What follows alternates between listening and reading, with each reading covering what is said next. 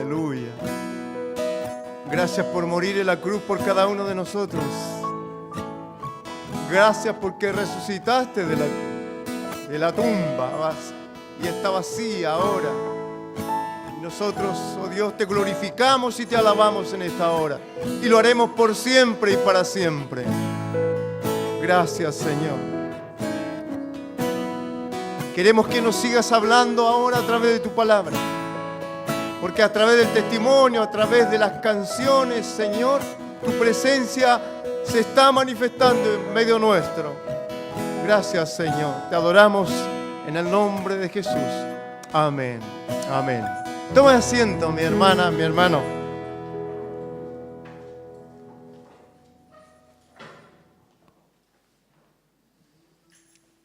Su Biblia, vamos a retomar las bienaventuranzas de que hemos estado hablando desde hace un tiempo atrás.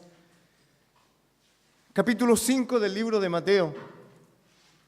Bendecidos los pacificadores. Mateo 5:9. Hemos hablado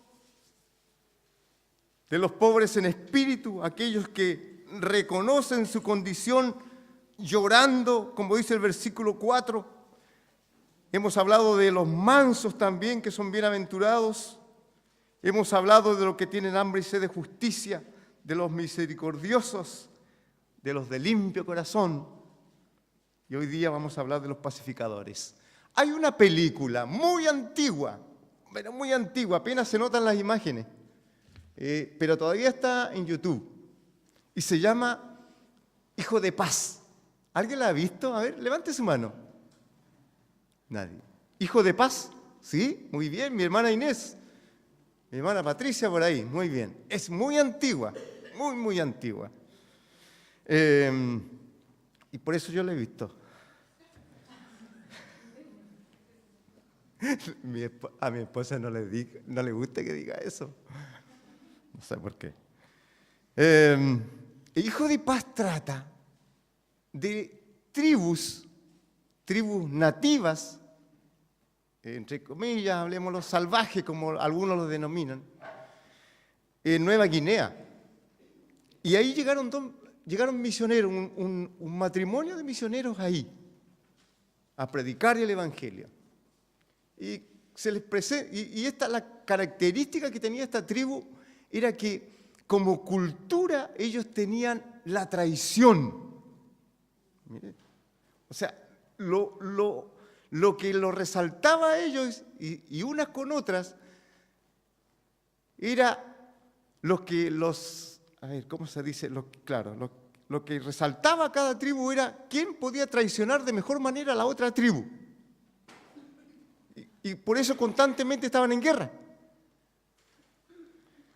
Entonces los misioneros, claro, al presentar el Evangelio de Jesucristo, obviamente sale también ahí que Judas lo traicionó al Señor. Por lo tanto, Judas pasó a ser su héroe. Entonces los misioneros oraron y oraron para que el Señor alumbre a estas personas con la palabra. El resultado de esto fue la respuesta del Señor, se dio de esta manera. Estas tribus acordaron que uno de los hijos de cada líder de cada tribu se fuese a vivir a la otra tribu. ¿Se fijan? Aquí hay una tribu, sacamos un hijo aquí y va a vivir acá. Y aquí, un hijo de aquí de líder, lo llevamos a vivir toda la vida a esta tribu.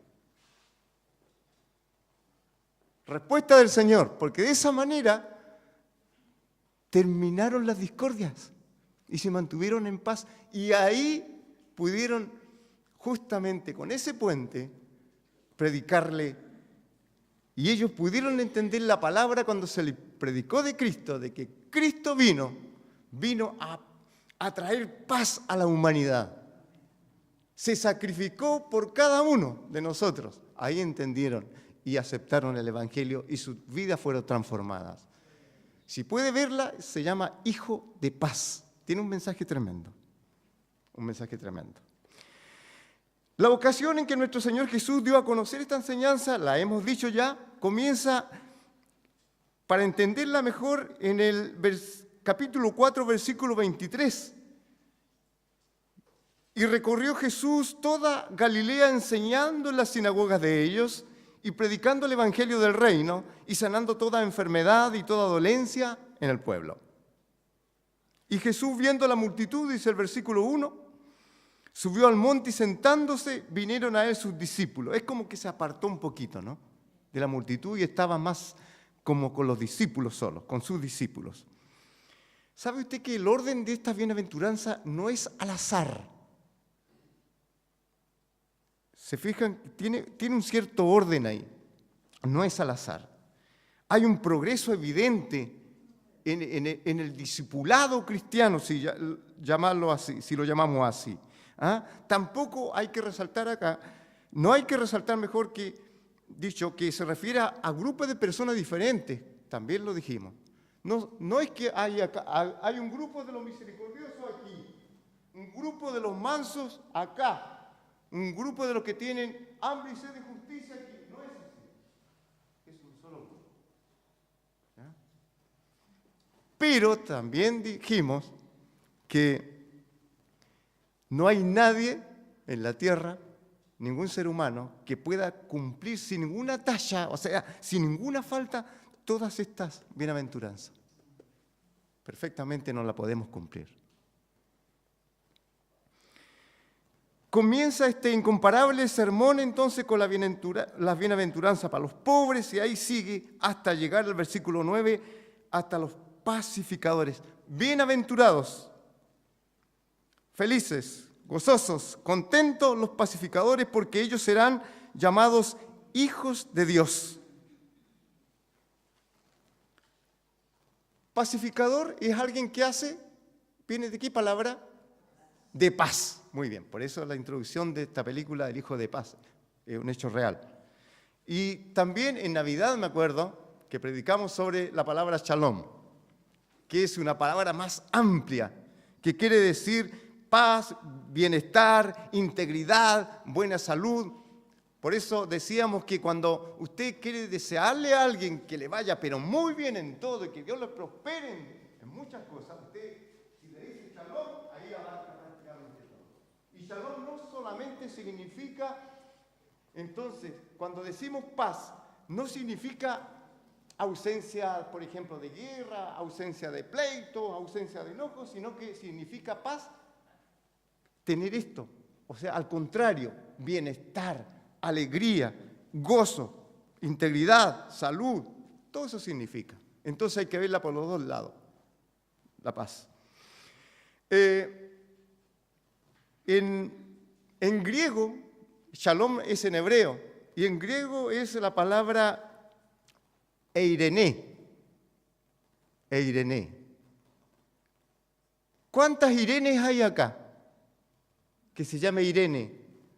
Nadie, porque es un nombre muy antiguo. Hoy día nadie le pone Irene a su hija, ¿o sí? Bueno, Irene viene de Eirené, que es paz. Así que los que se van a casar o los que van a tener hijo o hija, está bonito el nombre. Pero si quiere ponerle paz, como se llama mi amada esposa, porque se llama Carolina Paz, póngale paz. No le vayan a decir Irene, se va a enojar.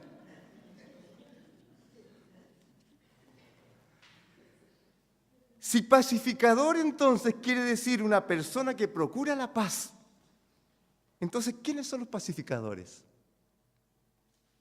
Y eso es lo que vamos a ver ahora. ¿Quiénes son los pacificadores? Lo primero es que son aquellos cuyo Señor es el Señor de paz. Eso es lo más elemental para un pacificador, es que su Señor sea el Dios de paz. Y el Dios es de paz. Pues Dios no es Dios de desorden, sino de paz, cuando se refiere al servicio del apóstol Pablo en 1 Corintios. Y alguien dijo por ahí que Dios es ordenado. Claro que sí, Dios es ordenado. Pónganse como calzado la paz que proviene de la buena noticia. Es como calzado que nos guía.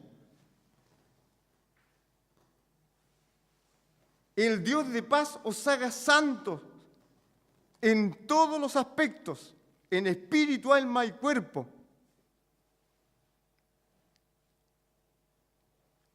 O sea, aquí los pacificadores son quienes han sido ya reconciliados con Dios. ¿Podemos tener pacificadores hoy día que no sean hijos de Dios? Sí, en cierta forma. Sí, pero por ejemplo, hoy día meditaba, o sea, no hoy día, estos días meditaba mucho. Yo sé que la mayoría ha visto las noticias de estos famosos narcovelorios y narcofunerales, como se le denomina ahora, con una cantidad de recursos públicos para un funeral tremendo. Entonces entrevistaban a la gente que vivía cerca ahí de las poblaciones y la mayoría de la gente pedía paz. Justamente, y eso está bien pedirlo, porque es una paz que necesitamos. Una paz donde podamos salir de nuestra casa, e ir al trabajo, ir a donde queramos, poder andar, circular en la vía pública. Me salió un lenguaje medio. Podamos caminar tranquilamente con la familia en la calle, podamos jugar en las calles, en las plazas. Pero en muchas partes no se puede. No se puede. Ese tipo de paz es importante para nuestra vida. Pero la palabra de Dios se refiere, cuando nos habla también del Dios de paz, se refiere a esa paz tan necesaria que comienza aquí dentro en el corazón.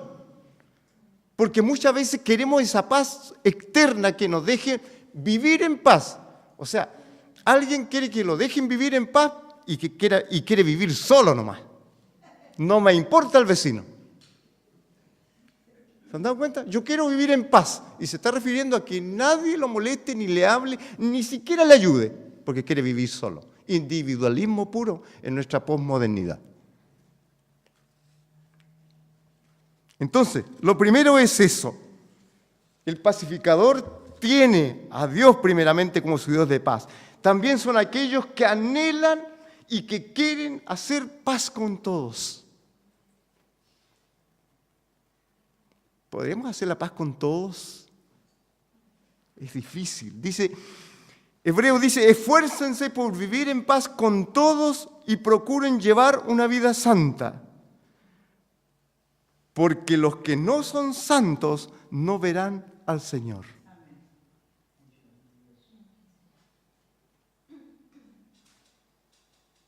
Ese está en otra versión.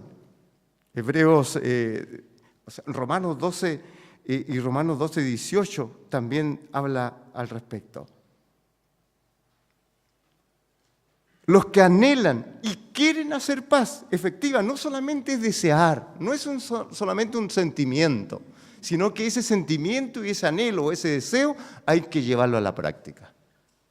Hay que llevarlo a la práctica. O sea, tampoco, y lo tengo entre comillas acá, es hacer la vista gorda, como decimos. Y esto, por ejemplo, lo que esta bienaventuranza demanda no es una aceptación pasiva de las cosas, por miedo a los contratiempos que pueda traer o intervenir en ellas. Lo estoy leyendo textualmente, mi apunte.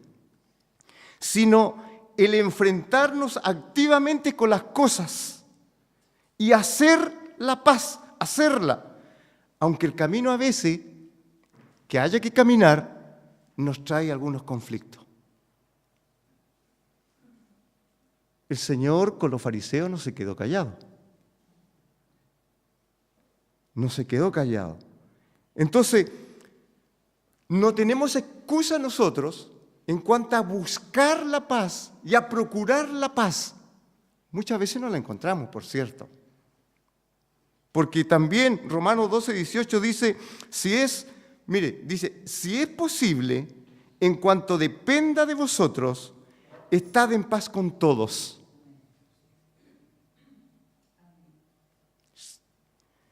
Si es posible, en cuanto dependa de vosotros.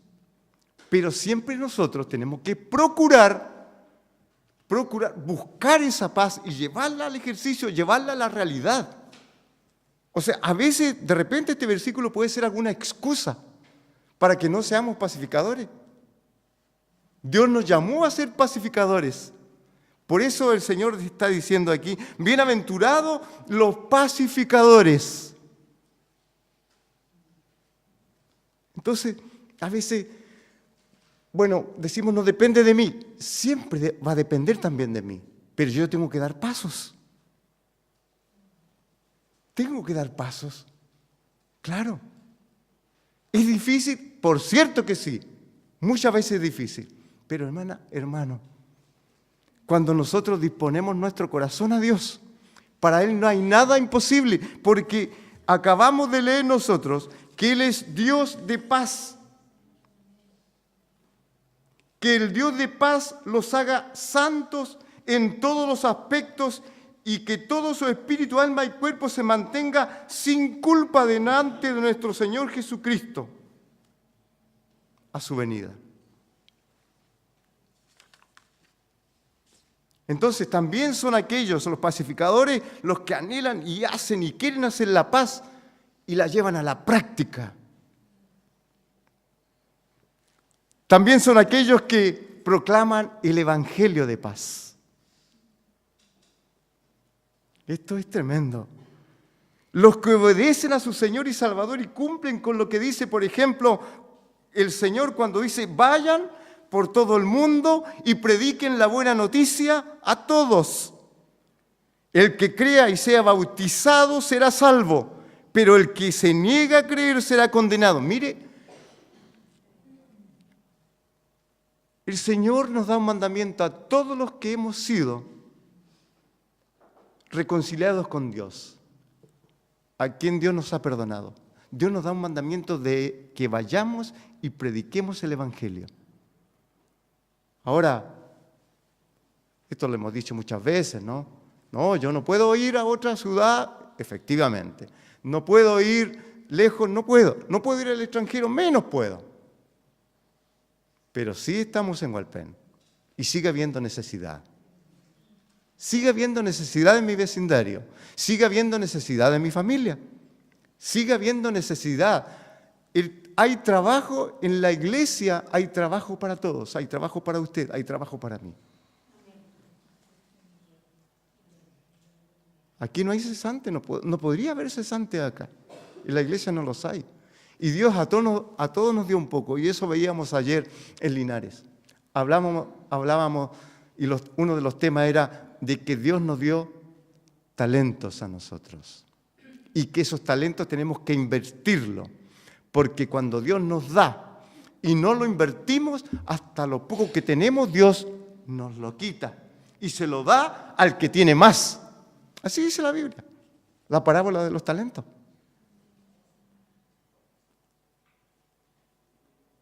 Porque si nos dio algo y lo escondemos, ¿de qué nos sirve? Absolutamente de nada. Cuando la Biblia dice en Mateo, y esto puede sonar como contradictorio, mire, cuando la Biblia dice en Mateo 10:34 en adelante, no crean que vine a traer paz a la tierra. Mire, el Señor está diciendo esto, qué raro. Estamos hablando que el Señor vino a darnos paz, vino a traer la paz a la humanidad, a reconciliarnos con el Padre, y aquí Mateo 10:34 al 36 dice, no crean que vine a traer paz a la tierra. No vine a traer paz, sino espada. He venido a poner a un hombre contra su padre, a una hija contra su madre, a una nuera contra su suegra. Mire lo que está diciendo aquí el Señor, pero lo está hablando en un contexto determinado, en una ocasión determinada. Cuidado con tomar esto y aislar este versículo, sino que esto está diciendo que cuando nosotros proclamemos el Evangelio, cuando nosotros recibimos a Cristo, cuando le creemos nosotros a Cristo y nuestra vida se transforma, entonces muchas veces los enemigos salen de la propia familia primeramente. Eso está diciendo. ¿Y sucede eso o no? Claro que sí. Hasta nuestros hermanos, nuestra familia, o a veces nuestros padres o los hijos, de repente le dicen a uno, vaya a conotear otra vez. Antes se usaba la palabra canuta, ahora ya casi no. Es antigua. Pero se mofan de nosotros, se ríen de nosotros, alegan con nosotros. Y a veces son discusiones que no tienen sentido, mejor muchas veces no hacerlo nomás. Cuando uno ve y siente también que quieren dialogar sobre, por ejemplo, sobre la Biblia en forma seria, ningún problema. Hagámoslo. Y para eso tenemos que estudiar la palabra del Señor. Entonces ahí el Señor nos está diciendo que el seguirle a Él sí nos va a traer conflicto con aquellos que no creen y que no quieren creer en Él como Señor y Salvador, como el Señor de la paz, no quieren creer en ello, sino que buscan otro tipo de paz externa que no es mala, como lo dijimos.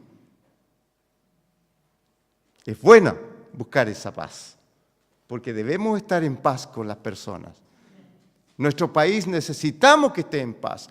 Necesitamos que los colegios estén en paz para que los alumnos puedan estudiar. Necesitamos que las empresas también haya un buen ambiente laboral donde los patrones paguen sueldos dignos a los trabajadores y los trabajadores puedan trabajar en paz. Se necesita, es importante. Pero esas son cosas externas. Eso externo es importante, pero la paz se empieza a construir desde la paz interior de cada corazón. Porque a veces podemos estar en paz externamente, pero muchas veces ni con nosotros mismos estamos en paz.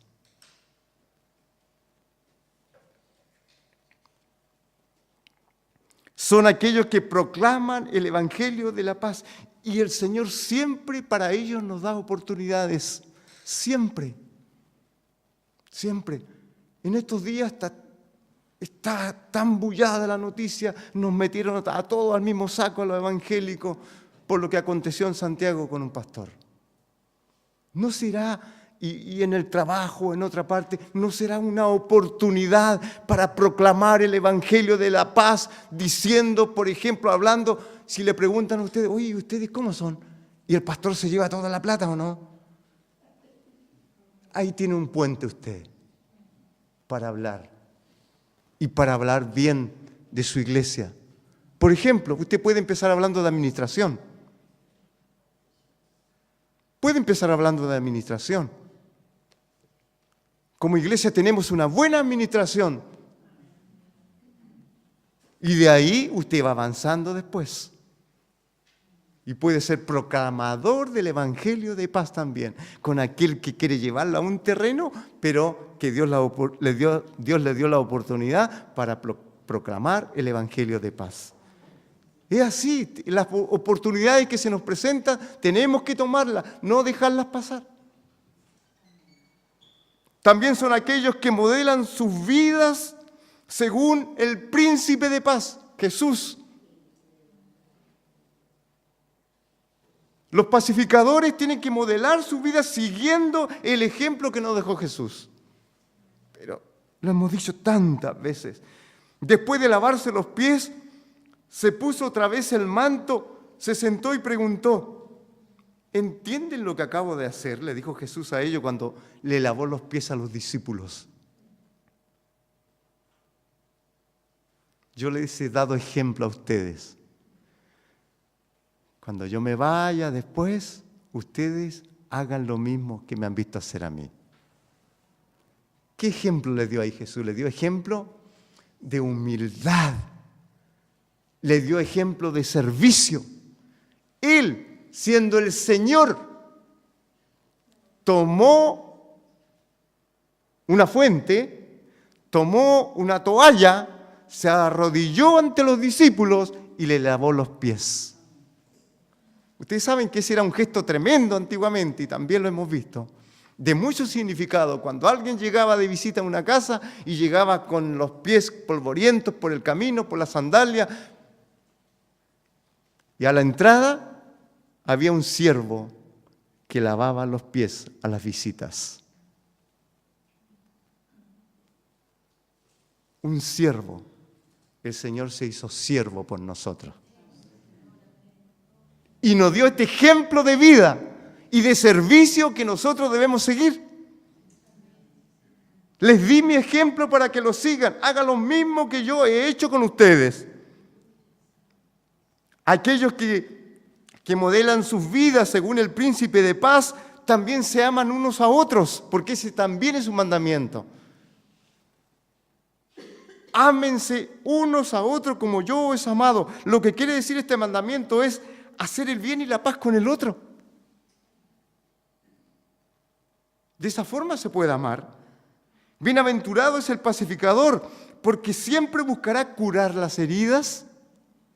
El pacificador buscará cerrar las grietas rotas. El pacificador buscará la paz consigo mismo, buscará la paz con otros y trabajará para que entre otros también haya paz. Pero esa paz que nuevamente, quiero ser enfático en esto, que proviene de la transformación del corazón y que brota como veíamos hoy día en la mañana, que brota como agua viva, que brota para bendición de otros. Esa es la paz. Esa es la paz duradera, esa es la paz que quiere el Señor para nosotros. Él es el dador de la paz. La bendición para los pacificadores, el mismo versículo lo tiene. Dice, Primera de Juan 3:2, dice, queridos amigos, ya somos hijos de Dios.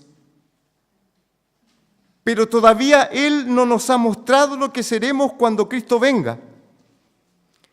Pero si sabemos que seremos como Él, porque le veremos tal como Él es. Mire, fíjese en el versículo, tenga su Biblia abierta en Mateo 5. Mateo 5, donde estamos.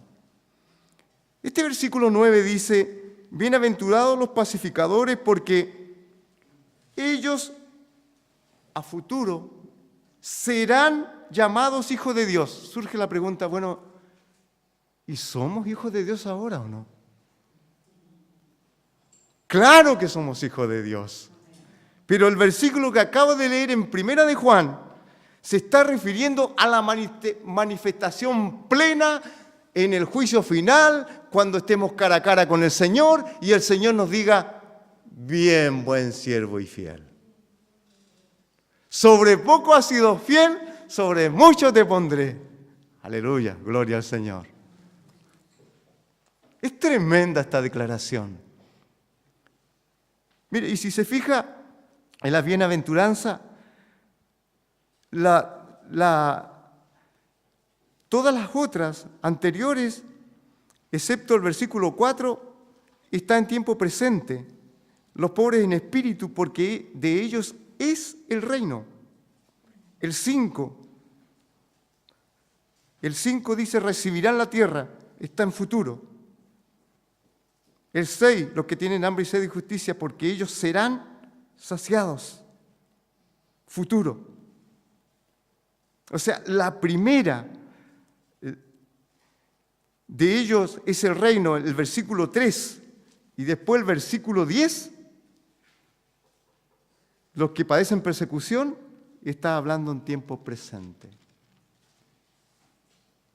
Pero hermano, hermana, usted es hija de Dios, hijo de Dios por adopción, porque el Señor ya nos recibió, Él es nuestro Padre y nosotros somos sus hijos. Pero la manifestación plena será aquel día cuando estemos cara a cara con nuestro Señor para disfrutar una eternidad con Él. Hermanos amados, mire esa frase.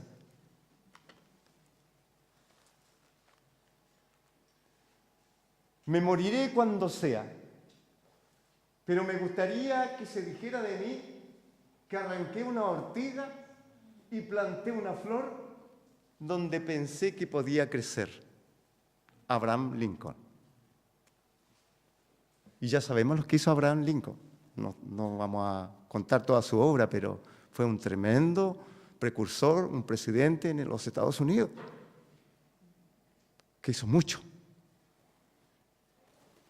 O sea, Él hizo algo por el mundo. Yo creo que más de una ortiga tiene que haber arrancado y más de una flor tiene que haber plantado. Preguntémonos a nosotros mismos entonces, preguntémonos. ¿He plantado flores? ¿He sacado maleza y he plantado flores? Debemos hacerlo. Nos llama el Señor a construir, a hacer la paz, a ser pacificadores. Porque seremos bienaventurados si lo hacemos. Seremos llamados hijos de Dios. Amados hermanos, nuestro Señor nos sigue llamando a ser pacificadores. Pues si lo somos, estaremos haciendo y construyendo la misma actividad que hace nuestro Padre Celestial, porque es el pacificador por excelencia. Moriré cuando sea, me moriré cuando sea, pero me gustaría que se dijera de mí que arranqué una ortiga y planté una flor donde pensé que podía crecer. Padre, te damos gracias por tu palabra en esta hora.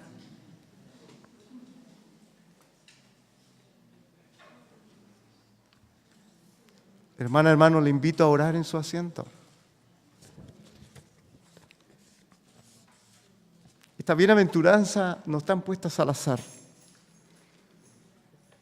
Todo este gran mensaje comienza con las bienaventuranzas. Y te damos gracias, Señor, porque siempre nos hablas a cada uno de nosotros. Siempre nos hablas con tu palabra. Siempre nos exhortas. Tu palabra siempre nos lleve a una decisión, siempre. Y ese es el propósito de la palabra exhortar. Que nosotros seamos exhortados por ella, por tu palabra. Siempre para tomar decisiones sabias. Y en este día tú nos estás llamando a ser pacificadores, aquellos que construyan, que hagan, que anhelen buscar la paz. Yo le pido que ore en su corazón ahí. En el silencio del corazón, Dios escucha y sabe cada pensamiento nuestro. Si hemos de pedir perdón, hagámoslo. Señor, perdónanos. Perdónanos, Señor, porque te hemos fallado muchísimas veces y no hemos cumplido con tus mandatos.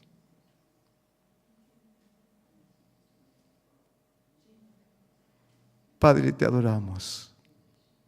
Yo te pido en el nombre de Jesús, que tú sigas restaurando, que tú sigas sanando, que tú sigas obrando en cada uno de nuestros corazones. Aleluya, Señor.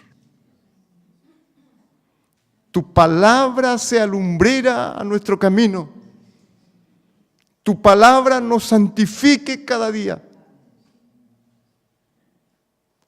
Gracias, Padre. Eres tan bueno, Señor. Eres tan bueno. Es hermoso cuando, Señor, los salmistas, aquellos que tú les has dado dones, Señor, para el canto, para la composición, para la alabanza, pueden, Señor, dirigirse a ti con palabras poéticas, con música. Es maravilloso y tú te agradas de aquello. Pero de la misma manera, Señor, te agradas cuando un corazón se derrama delante de ti y habla con palabras sencillas delante de ti. De la misma manera tú lo recibes, porque, Señor, para ti lo más importante es la actitud del corazón. Haznos pacificadores. Ayúdanos a llevar paz, a promover paz, a hacer paz. Gracias, Padre, como iglesia y en forma individual, nosotros como iglesia de Hualpén, acá, hermanos de diferentes comunas. Señor, queremos en el nombre de Jesús que tú nos prosperes en esto, Padre. Solo no podemos hacerlo. Solo no. Queremos que tú nos ayudes, Padre, porque queremos hacer esto. Muchas gracias. En el nombre de Jesús. Amén. Señor les bendiga. Tengo un aviso, hermano, que delante estuve a punto de decirle, pero